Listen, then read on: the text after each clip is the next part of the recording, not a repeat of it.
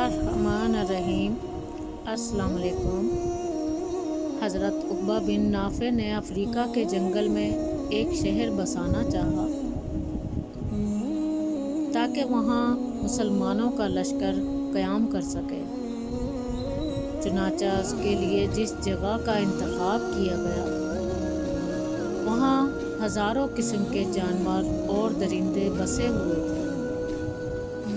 हज़रत उक़बा बिन नाफ़े ने अल्लाह से दुआ की और फिर जंगल में खड़े होकर दरिंदों से खिताब फरमाया कि ए जंगल के सांपों और दरिंदों, हम मोहम्मद सल्लल्लाहु अलैहि वसल्लम के सहाबा हैं और यहाँ रहना चाहते हैं, लिहाजा तुम जंगल से कहीं और चले जाओ। उसके बाद जो भी हमको यहाँ मिलेगा हम उसको कत्ल कर देंगे।